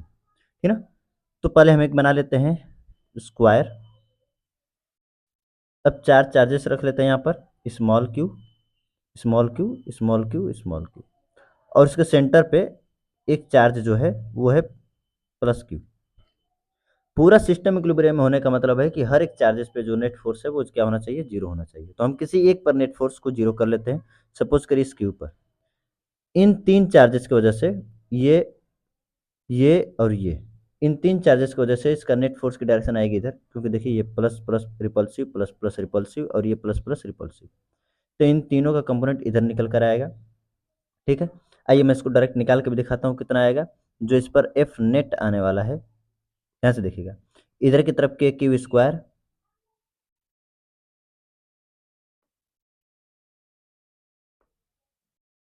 के Q square by are square, A मानेंगे तो ए square लीजिए, इधर की तरफ फिर के Q square by A square, और इधर की डायरेक्शन में देखिएगा के Q square by two A square आएगा, ठीक है ना। दोनों चार्जेस तो क्यू क्यू हैं, और बीच की डिस्टेंस जो है अंडर रूट टू ए हो जाएगी। ये जो डिस्टेंस है अंडर रूट टू ए हो जाएगी। अगर साइड ए मान रहा हूँ तो अंडर रूट टू ए का होल स्क्वायर करूँगा, क्या आएगा, टू ए स्क्वायर। तो ये दोनों देखिए 90 डिग्री पर है, सेम है, तो इनका रिजल्टेंट ठीक इसके बीचों बीच आएगा, और रूट टू टाइम्स आएगा। कितना आएगा, रूट टू टाइम्स, यानी कि इधर ही लगने लगा अंडर रूट टू टाइम्स किसका, के Q square by A square का। तो ये हमें इस पर जो नेट फोर्स है वो हमें मिल गया इस पर, ठीक है ना, इतना। अब इस पर नेट फोर्स इधर की डायरेक्शन में लग रहा है, और इस पर हमें चाहिए फोर्स जीरो, तो इस पर इधर की डायरेक्शन में एक फोर्स हमें चाहिए, और इधर की डायरेक्शन में जो फोर्स है वो देगा ये जो क्यू है वो, इस यानी कि इसको हमको लेना पड़ेगा माइनस क्यू, और माइनस क्यू लेंगे तो ये इस पर इधर की तरफ फोर्स लगाएगा, तो ये दोनों फोर्स इक्वल होंगे। कितना होगा, K capital Q small Q अब बाई बीच की distance A by root two, बीच की distance A by root two का स्क्वायर। यहाँ से देखिए K Q square by A square common ले लेते हैं, तो बचेगा क्या, वन बाई टू, और यहाँ पर बचेगा रूट टू। यहाँ पर क्या है, के कैपिटल क्यू स्मॉल क्यू, बीच की डिस्टेंस ए स्क्वायर रूट टू का स्क्वायर क्या हो जाएगा, टू, जो कि चला जाएगा ऊपर, ए स्क्वायर से ए स्क्वायर कैंसिल आउट, के से के कैंसिल आउट, एक क्यू से एक क्यू भी क्या हो जाएगा, कैंसिल आउट।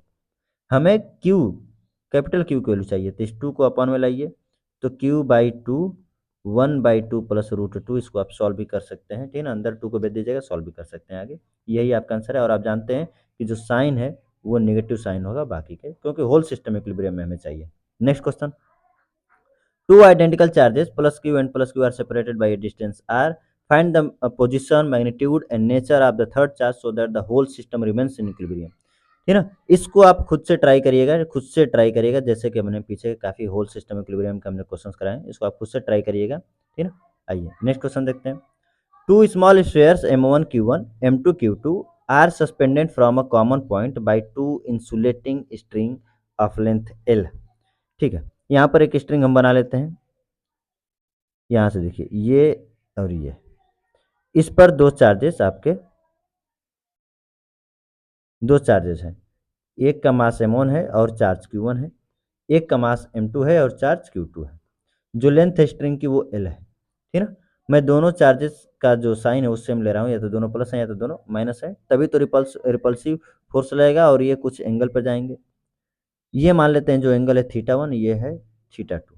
यहाँ पर हम टेंशन मान लेते हैं, इसको अलग कलर से दिखाते हैं। यहाँ पर टेंशन मैं T1 मान लेता हूँ और यहाँ पर टेंशन T2, क्योंकि जब मास लटकेगा स्ट्रिंग से तो उसमें कुछ टेंशन जनरेट होगा और ये किसी न किसी एंगल पर जाएंगे। थीटा 1 थीटा 2 भी हमने मान लिया है, जो कि दिया भी नीचे। Insulating string of length L if the string makes a small angle theta 1 theta 2 with the vertical, vertical से देखिए, ये वर्टिकल पॉइंट है, वर्टिकल पॉइंट से हमने एंगल लिया है। फाइंड द सेपरेशन, सेपरेशन का मतलब इनके बीच की सेपरेशन कितनी है, मैं मान लेता हूँ R। तो पहले तो सेपरेशन ही निकालते हैं। कैसे सेपरेशन निकलेगा इस आर की वैल्यू? अच्छा, आर की वैल्यू जो चाहिए हमें इन्हीं के फॉर्म में चाहिए, ये जितनी चीज़ें यहाँ पर दी गई है क्वेश्चन में इनके ही फॉर्म में चाहिए, ठीक है। तो किसी एक को मैं उठाता हूँ, किसी एक पॉइंट को, ये M1 Q1 को उठा लेता हूँ मैं। यहाँ पर मैं M1 और Q1 लेता हूँ, ठीक है। तो इस पर एक इधर की तरफ देखिए, यहाँ पर देखिए रिपल्सिव फोर्स इधर की तरफ लाएगा, कितना लाएगा? के Q1 Q2/r², ये रिपल्सिव फोर्स है। अच्छा, यहाँ पर ये स्ट्रिंग जा रही है जिसमें एक टेंशन लग रहा है T, और यहाँ से आप जानते हैं कि ये एंगल जो है थीटा था, तो यहाँ से ये एंगल भी क्या हो जाएगा? थीटा। इसके दो कंपोनेंट बनेंगे, कौन कौन से? एक है टी का थीटा से सटा हुआ component T cos theta, T cos theta, और एक है इसका हॉरिजॉन्टल कंपोनेंट यानी कॉस के परपेंडिकुलर कंपोनेंट, वो आएगा टी साइन थीटा। और आप जानते हैं यहाँ का जो है T1 माना गया, तो T1 ले लेते हैं, T1 ले लेते हैं, थीटा 1, ठीक है। अच्छा, आगे अगर मास है M1 तो इसके नीचे एक mg फोर्स भी लगेगा, और M1 है तो M1 लेंगे M1g। अब ये इक्विलिब्रियम है, जब सेपरेट हुआ तो वहाँ पर जाकर कहीं तो रुका होगा, यानी कि नेट फोर्स जीरो हुआ होगा। तो उस पर नेट फोर्स जीरो होने का मतलब ये है कि जितना फोर्स ये T1 साइन थीटा, देखिए जितना फोर्स ये इधर लग रहा है उतना ही फोर्स इधर, तभी तो net force zero opposite direction में। जितना फोर्स ऊपर लग रहा है उतना ही फोर्स नीचे, तभी तो नेट फोर्स जीरो होगा। वाई एक्सिस में भी net force zero, x axis में भी नेट फोर्स जीरो आपका होगा, ठीक है। आइए आगे देखिए, यानी कि एक चीज हमें पता चली कि T1 साइन थीटा 1, ये 1 और ये भी 1 है, इक्वल टू क्या हो जाएगा? के Q1 Q2/r²। इसी तरह से T1 cos theta 1 equal to क्या हो जाएगा? M1g। हमें चाहिए आर की वैल्यू, तो एक काम करते हैं, इसको इक्वेशन 1 करते हैं, इसको इक्वेशन 2 करते हैं और दोनों को डिवाइड कर देते हैं। जब दोनों को हम डिवाइड करेंगे, यहाँ पर मैं करता हूँ, दोनों को जब मैं डिवाइड करूँगा तो देखिए ये अपॉन करेंगे, यहाँ पर अपॉन करें तो क्या कट कैंसिल आउट हो जाएगा? साइन T1 से T1 कैंसिल आउट हो जाएगा, ऊपर बचेगा साइन थीटा 1, नीचे बचेगा कॉस थीटा 1, और यहाँ पर ये वैल्यू बच जाएगी आपकी पूरी की पूरी। तो क्या ले सकता हूँ? Sine theta 1 upon cos theta 1 tan theta 1 equal to K Q1 Q2 और नीचे R² और M1g का क्या हो जाएगा? मल्टीप्लाई, ठीक है। तो R² को इधर लाइए, क्योंकि R ही तो चाहिए आपको। क्या बच रहा है? K Q1 Q2/R², R² तो हमने उधर लेकर चला गया, तो R² को हटाते हैं, ठीक है। क्या बचेगा? M1g into ten theta 1, M1g into ten theta 1, ठीक है ना। तो R इक्वल टू जो आपका आएगा, R इक्वल टू वो अंडर रूट में आएगा K Q1 Q2/M1g tan theta. अगर मैं थीटा को बहुत स्मॉल समझूँ, अगर थीटा बहुत स्मॉल है तो टेन थीटा की जो वैल्यू होती है वो अप्रॉक्सीमेटली इक्वल होती है किसके? साइन थीटा के। और यहाँ पर वैल्यू मैं निकाल के आपको दिखा रहा हूँ, अलग कलर से निकाल दे रहा हूँ। देखिए, अगर ये थीटा 1 बहुत ही स्मॉल है, ठीक है ना, थीटा बहुत ही स्मॉल है, तो इसकी जो वैल्यू आएगी किसकी? टेन थीटा की, वो साइन थीटा के इक्वल आएगी। तो थीटा के सामने वाला परपेंडिकुलर और ये डिस्टेंस आर की आधी हो जाएगी R/2, और ये आपका है L, यानी कि परपेंडिकुलर अपन हाइपोटेनस। तो ये परपेंडिकुलर का काम करेगा और ये हाइपोटेनस का, जिसकी वैल्यू हम लिखेंगे, यहाँ पर लिख लेते हैं, क्या लिखेंगे? R/2 और ये रहा L। तो यहाँ पर मैं टेन थीटा की जगह पे क्या लिख सकता हूँ? R/2 और ये रहेगा एक L, ठीक है ना। तो एक काम करते हैं, अभी मैं इसको यहाँ से हटाता हूँ, यहाँ से R एक और बच रहा है, तो मैं इस रूट को अभी उधर ही रहने देता हूँ, ठीक है ना। रूट को मैं रहने देता हूँ ताकि उधर जाके क्यूब हो जाएगा, ठीक है। तो ये R² रहने देता हूँ यहाँ पर, ठीक। ये R और ये R² क्या हो जाएगा? R का क्यूब। क्या बचा? K Q1 Q2/M1g, R को लेकर चलेगा L और 2 चला जाएगा ऊपर, ये क्यूब को उधर लेकर चले जाइएगा, 1/3 पावर हो जाएगी। ये रहा सेपरेशन आपका। मैं अगले पेज पे लिख दे रहा हूँ ठीक से इसको। R इक्वल टू क्या आ रहा है हमारा? आर इक्वल टू क्या आ रहा है, 2k Q1 Q2 M1 GL, और इस पूरे की पावर लग रही है 1/3 पावर। तो ये रहा है आपका सेपरेशन, ये आपका रहा सेपरेशन, ठीक है ना। एक चीज़, दूसरी चीज़ देखिए, यहाँ से हमने टेंशन निकाल लिया है। कहाँ पर, यहाँ से जब मैं निकाल रहा हूँ, यहाँ से टेन थीटा की वैल्यू भी निकाल लेते हैं, ये सेपरेशन टेंशन को भी रहने देते हैं। टेन थीटा 1 इक्वल टू मैं क्या लिख सकता हूँ, देखिए यहाँ पर k Q1 Q2/r² Q1 Q2/r², और ये रहा M1 G, ये थीटा 1 है। इसी तरह से टेन थीटा 2 अगर मैं निकालूंगा तो सब कुछ तो सेम, इलेक्ट्रिक फोर्स तो सेम ही रहेगा, ये इलेक्ट्रिक फोर्स तो सेम ही रहेगा, इन दोनों के बीच में जो इलेक्ट्रिक फोर्स है वो तो सेम रहेगा, ठीक है, जितना इस पर लगेगा उतना ही इस पर लगेगा। तो यहाँ पर मैं लिख सकता हूँ, क्या लिख सकता हूँ, k Q1 Q2/r², और जो यहाँ पर M1G है उसके जगह पे क्या आ जाएगा, M2G, क्योंकि दूसरे वाले का मैं निकाल रहा हूँ, ठीक ना। तो ये दोनों एंगल भी निकाल लिया। हमें ten theta 1 upon tan theta 2 की वैल्यू चाहिए। तो देखिए क्या क्या कैंसिल आउट हो जा रहा है, ये पूरा से पूरा फोर्स कैंसिल आउट हो जा रहा है, जी से जी कैंसिल हो जा रहा है, बच क्या रहा है, 1/M1 और नीचे 1/M2, 1/M1/M2, यानी कि ये M2 चला जाएगा ऊपर, M1 आ जाएगा नीचे। तो ten theta 1 upon tan theta 2 किसके इक्वल हो रहा है, M2/M1 के, M2/M1 के। बोलिए बात समझ में आ रही है, ठीक, ठीक है। आगे क्या निकालना था, हमें टेंशन निकालना था, ठीक है।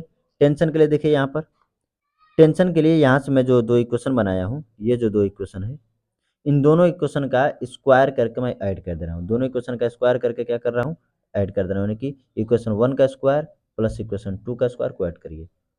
तो T1 का square sine square theta 1, T1 का square sine square theta 1 plus T2 का square sine square cos square theta 1 equal to, इधर का स्क्वायर होगा क्या, k Q1 Q2/r² का होल स्क्वायर प्लस M1G का स्क्वायर, M1G का स्क्वायर, ठीक ना, समझिए बात को। तो T1 और T1 हमें चाहिए, T1, T2 भी हमें चाहिए, जो कि आ रहा है यहाँ पर। देखिए अगर मैं यहाँ पर ध्यान से देखूँ, यहाँ पर थीटा दोनों का अलग अलग है, अगर थीटा अलग अलग है तो मुझे थीटा चाहिए, थीटा के वैल्यू यहाँ पर रखेंगे, सॉल्व हो जाएगा। लेकिन यहाँ पर हम मान कर चलते हैं कि जो दोनों चार्जेस हैं M1 और M2 जो है वो इक्वल है, और Q1 और Q2 भी क्या है, इक्वल है। तो थीटा 1 देन थीटा 1 और थीटा 2 क्या हो जाएगा, इक्वल, जिसको हम थीटा कह दे रहे हैं। तो T1 का स्क्वायर साइन स्क्वायर थीटा बचेगा, T2 का स्क्वायर T1 का स्क्वायर कॉस स्क्वायर थीटा बचेगा, इक्वल टू ये जो फोर्स आ रहा है ना, ये इसको मैं इलेक्ट्रिक फोर्स तो कह देता हूँ, इलेक्ट्रिक फोर्स कहूँगा ना इसको, एफ ई का स्क्वायर लिख देता हूँ। और यहाँ पर है आपका एम जी का स्क्वायर, क्योंकि दोनों ही इक्वल है, जो दोनों मास से क्या है मैं इक्वल मान लिया। तो यहाँ से मैं अगर T1 का स्क्वायर कॉमन लूँगा, T1 का स्क्वायर अगर मैं कॉमन लूँगा तो क्या बचेगा, sine square theta plus cos square theta equal to f ई का स्क्वायर प्लस एम जी, दोनों मासेस बराबर माने गए। तो T1 इक्वल टू क्या हो जाएगा, ये तो वैल्यू 1 हो गई, T1 equal to under root F ई का square plus M G, F ई का स्क्वायर प्लस एम जी, ठीक है, ठीक। तो ये रहा टेंशन पहले में। अच्छा, जब दोनों में दोनों का मास इक्वल है, थीटा इक्वल है, सब कुछ है, तो यहाँ पर जो टेंशन है यही किसके बराबर आ जाएगा, T2 के बराबर, यानी दोनों में टेंशन भी क्या होगा, इसी के बराबर आ जाएगा आपका, ठीक है। तो ये स्ट्रिंग में हमने टेंशन हमने फाइंड कर लिया, टेन थीटा 1 टेन थीटा 2 की वैल्यू फाइंड कर लिया, उनका सेपरेशन फाइंड कर लिया, ठीक ना। क्या और भी कुछ बचा है क्या, तो यहाँ पर देखिए एक चीज़ हमें दिखाई दे रही है, अगर मैं सब कुछ कांस्टेंट मानूँ, यहाँ पर ही देखिए, अगर यहाँ पर मैं सब कुछ कांस्टेंट मानूँ, ये आर के क्यूब को, और ये सारी चीज़ें, ये सारी तो फिक्स चीज़ें रहेंगी, अगर सब कुछ कांस्टेंट मानूँ तो आर का क्यूब प्रोपोर्शनल, इन्वर्सली प्रोपोर्शनल होगा किसके, एल के, इन्वर्सली प्रोपोर्शनल होगा किसके, एल के। यहाँ पर एक मिनट मैंने मिस्टेक किया है, जो एल है वो ऊपर नहीं होगा, नीचे होगा, जो एल है वो नीचे होगा, ठीक ना, नीचे होगा। तो यहाँ पर आर जो है, तो यहाँ पर एल को फिर दोबारा से कहाँ लेकर जाएंगे, ऊपर, तो यहाँ से भी एल कहाँ चला जाएगा, ऊपर, ठीक है। तो यहाँ पर भी एल जो है वो भी आपका क्या रहेगा, ऊपर रहेगा यहाँ पर, ठीक ना। तो यहाँ से देखिए, यहाँ से आपको क्या दिख रहा है कि आर का क्यूब प्रोपोर्शनल है किसके, एल के, ठीक। तो मैं इसको आगे पेज पे लिखता हूँ कि यहाँ पर आर का क्यूब प्रोपोर्शनल दिख रहा है किसके, आपके एल के। अगर सब कुछ कांस्टेंट रहा, क्या क्या कांस्टेंट, एफ ई जो कि कांस्टेंट है, मास एम जी जो कि कांस्टेंट है, ठीक ना, ये सारी चीज़ें कांस्टेंट होगी तो आर का क्यूब प्रोपोर्शनल होगा एल के।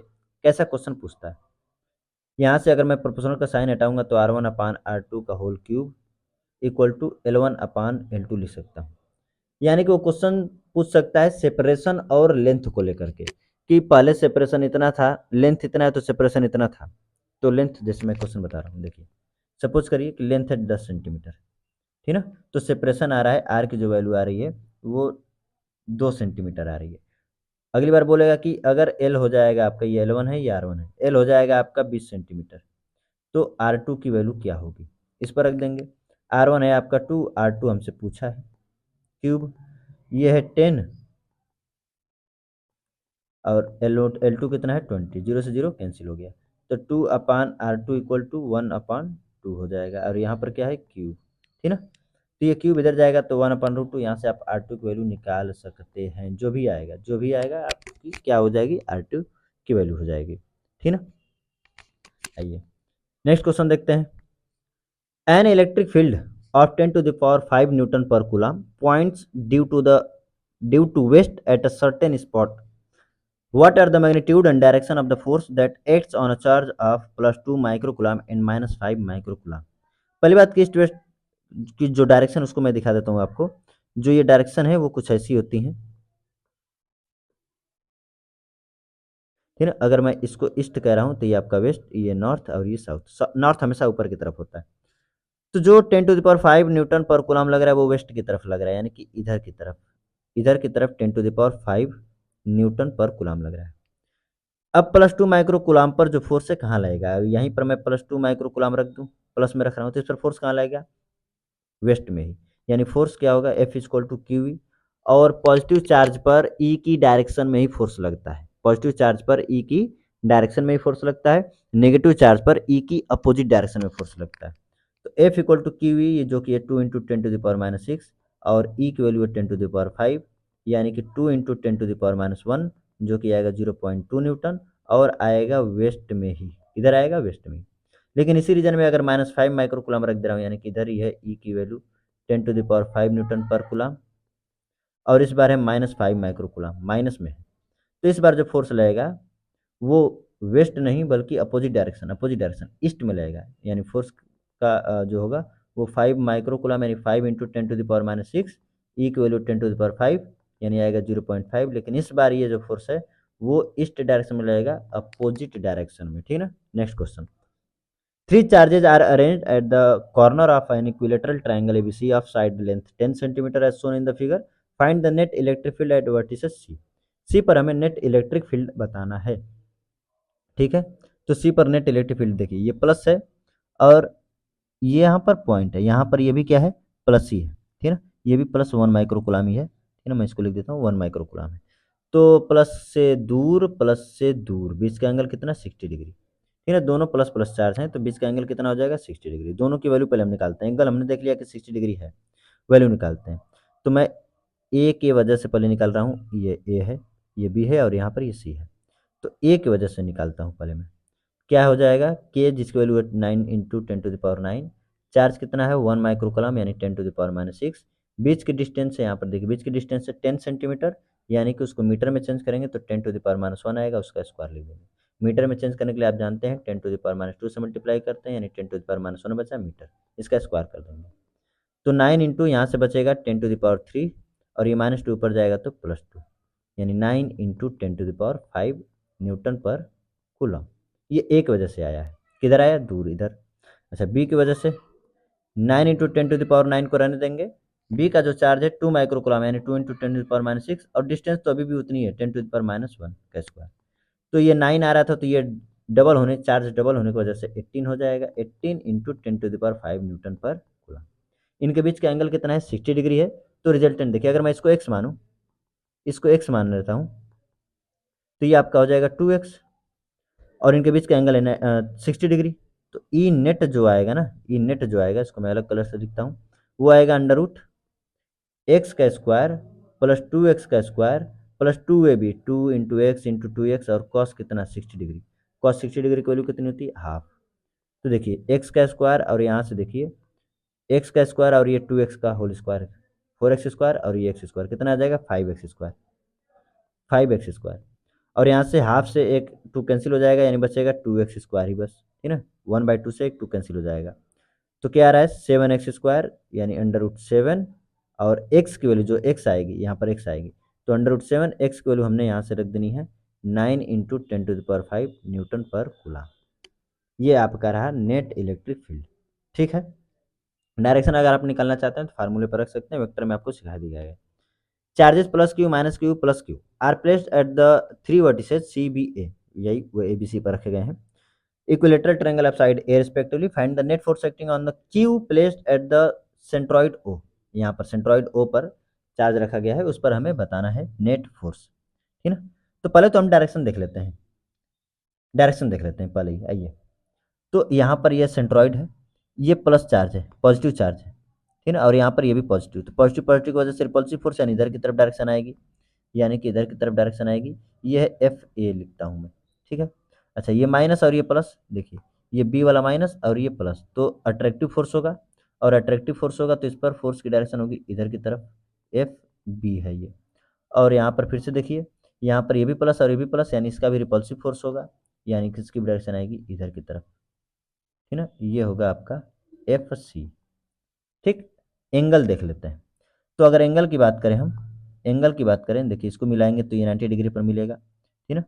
तो 90 डिग्री पर मिलने के बाद ये 60, ये 60, ये 30 हो जाएगा, ठीक। हमें चाहिए ये वाला एंगल, ये एंगल और ये एंगल, ये दोनों एंगल चाहिए हमें। तो इसके बीच और इसके बीच का एंगल कितना होगा, तो ये आधा हो जाएगा 30, ये हो जाएगा 60, ये हो जाएगा 90, यानी ये आ रहा है 60 डिग्री, और ये भी आएगा आपका 60 डिग्री, ठीक ना। समझिए कैसे 60 डिग्री आ रहा है, समझिए ध्यान से इसको। अगर मैं एक ट्रायंगल बना रहा हूँ, ये ट्रायंगल है, तो जो ये लाइन खींची जाती है ना, ये दोनों को आधे आधे पार्ट में डिवाइड करती है 30-30 में। और यहाँ से अगर मैं परपेंडिकुलर डालूंगा तो ये 90 डिग्री, ये 30, तो ये अपने आप कितना हो जाएगा 60। उसी तरह से यहाँ पर भी अपने आप कितना हो जाएगा 60, और ये कितना हो जाएगा 30। तो ये दोनों एंगल हमें मिल गए कितने कितने डिग्री के हैं, 60-60 डिग्री के हैं। अब तीनों का मैग्नीट्यूड देखिए। मैं अगर यहाँ पर इन दोनों चार्जेस की बात करूँ, इन दोनों की, तो हर कंडीशन में दोनों दोनों चार्जेस सेम है, देखिए मैग्नीट्यूड सेम है, इन दोनों का जितना मैग्नीट्यूड, इसका भी इसका भी। और ये बीच की जो डिस्टेंस है ना, ये भी सेम ही है, और उस बीच की डिस्टेंस को आप निकाल सकते हैं। आर इक्वल टू, जो यहाँ पर अगर मैं आर मानूँ तो आर इक्वल टू आता है a/√3। क्या आता है a/√3, ठीक ना। ये सिंपल सा ट्रायंगल का कॉन्सेप्ट होता है, उससे आप इसको निकाल सकते हैं वैल्यू को, a/√3। अब हम तीनों का मैग्नीट्यूड देखने जा रहे हैं, एफ ए का, एफ बी का और एफ सी का, जो कि इक्वल होगा क्योंकि बीच के डिस्टेंस इक्वल है, चार्ज इक्वल है, डिस्टेंस भी इक्वल है और चार्ज भी इक्वल है, ठीक ना। कितना होगा के, एक चार्ज है स्मॉल क्यू, दूसरा चार्ज है कैपिटल क्यू, बीच की डिस्टेंस आर जो कि a/√3, तो ए का स्क्वायर और √3 का स्क्वायर कितना हो जाएगा 3, √3 का स्क्वायर कितना हो जाएगा 3, यानी ये आ रहा है 3 के small Q capital Q by A का स्क्वायर, बाई ए का स्क्वायर। ये तीनों का मैग्नीट्यूड रहा। अब देखिए ये दोनों सेम फोर्स हैं और इनके बीच का एंगल है 120, इनके बीच का एंगल कितना है 120 है, तो इनका रिजल्टेंट क्या होगा, एक बीचों बीच आएगा पहली बात की, और किसी एक के बराबर आएगा, यानी कि एफ बी की वैल्यू पहले से इतनी है और एक और इतना ही फोर्स इधर लगने लगा, यानी एफ बी की ओर उसके इतना ही एक और फोर्स लगने लगा एफ बी के इतना ही, तो एफ नेट जो होगा वो 2FB होगा, और एफ बी का मैग्नीट्यूड आपको पहले से ही पता था 3, आइए 2 का मल्टीप्लाई कर दीजिए, K small Q capital Q by A का स्क्वायर, ये रहा आपका नेट फोर्स। ये a/√3 कैसे है मैं आपको हिंट दे दे रहा हूँ। यहाँ पर आप ट्रायंगल का पाइथागोरस थ्योरम लगाएंगे, यहाँ पर देखिए इसके लिए पाइथागोरस थ्योरम लगाइएगा, तो इस पूरे की लेंथ जो होगी, इस पूरे की लेंथ जो होगी वो आएगी, इस पूरे की लेंथ जो होगी वो आएगी √3/2 इंटू ए। और ये जो है ना, ये जो कट करते हैं आपस में एक दूसरे को, ये सेंट्रॉइड जो है मीडियन को कट करता है 2:1 में, किसमें कट करता है 2:1 में। तो जब 2:1 में मानेंगे आप इसको, तो 2 × x + 1x मानेंगे, इसके इक्वल टू लिखेंगे √3/2 है, तो यहाँ से x की वैल्यू निकालिएगा, फिर 2x की वैल्यू निकालिएगा, ये आपका आ जाएगा। हिंट दे दे रहा है, उसको आप सॉल्व कर लीजिएगा, ठीक है ना। उस तरह मैं कराऊंगा तो बहुत लंबा जाएगा ये। नेक्स्ट क्वेश्चन देखिए, a point charge q equal to 1 microcoulomb is placed at the point 1 metre, 2 metre, 4 metre. Find the electric field vector at the point p equal to 0 metre, -4 metre, 8 metre. इस पर हमें electric field बतानी है, ठीक। तो charge तो दिया है q इक्वल टू 1 माइक्रोकूलम, यानी 10⁻⁻6 कूलम। लेकिन ये क्या है, आर डायरेक्ट न देकर के ये दिए क्या है, इनको बोला जाता है पोजीशन वेक्टर। क्या है ये, पोजीशन वेक्टर। और पोजीशन वेक्टर से हम निकालते हैं डिस्प्लेसमेंट वेक्टर। कैसे निकालते हैं, तो देखिए ये एक्स में वैल्यू दिया है, यानी कि आई कैप लगा के लिखेंगे, वाई में दिया है जे कैप लगा के लिखेंगे, और ये के कैप लगा के। और डिस्प्लेसमेंट वेक्टर क्या होता है, R2 का वेक्टर, R2 वेक्टर का माइनस R1 वेक्टर, ठीक है। ये आपका डिस्प्लेसमेंट आएगा। तो R2 की वैल्यू कितनी है, 0 आई कैप, -4 जे कैप, +8 के कैप। और इसमें से माइनस करेंगे किसको, 1 आई कैप, +2 जे कैप, और +4 के कैप को। तो माइनस करेंगे तो देखिए ये माइनस हो जाएगा, तो माइनस आई कैप बचेगा, और ये -4 और -2 -6 जे कैप होगा, और 8 के और ये -4 के, तो हो जाएगा आपका +4 के कैप। ये क्या है, आपका डिस्प्लेसमेंट वेक्टर, इनके बीच की डिस्टेंस है, ठीक है। ठीक है, ये है P Q vector, R P Q है। यहाँ पर जो फार्मूला है ई इक्वल टू हम लगाएंगे के Q by R P Q का क्यूब, और यहाँ पर आर पी क्यू का वेक्टर। वेक्टर फॉर्म हमने आपको लिखने सिखाया था। तो के की वैल्यू है 9 × 10⁻9 अपॉन आर का क्यूब। अब इसका मैग्नीट्यूड हमें निकालना पड़ेगा, तभी तो हम क्यूब निकालेंगे। तो इसका मैग्नीट्यूड पहले निकालिए, वेक्टर आर पी क्यू का क्या निकालिए, मैग्नीट्यूड। तो मैग्नीट्यूड निकालेंगे, अंडर रूट में क्या आएगा, 1 का स्क्वायर। देखिए साइन भी लेंगे, -1 भी लेंगे, चलिए -1 ले लेते हैं, तभी +1 आने वाला है। -6 का स्क्वायर, और ये +4 का स्क्वायर। तो 1 प्लस ये रहा 36, और ये रहा 4 का स्क्वायर जो है, 4 का स्क्वायर जो है, मैं इसको स्क्वायर लिख देता हूँ, 42 लग रहा है। 4 का स्क्वायर जो है वो आएगा 16, ठीक ना। ऐड करिए तो क्या आएगा, 36 एंड 6 42, 52 एंड 53, √53। तो √53 का, यानी 53 के पावर रूट है, और एक पावर 3/2 आ रहा है, यानी कि क्या हो जाएगा, 3/2, यानी 3 पहले से ही है, और एक रूट है, 3/2 हो जाएगा। और वेक्टर फॉर्म क्या दिया है, -i कैप, -6 जे कैप, +4 के कैप। ये आपका आया आंसर इलेक्ट्रिक फील्ड।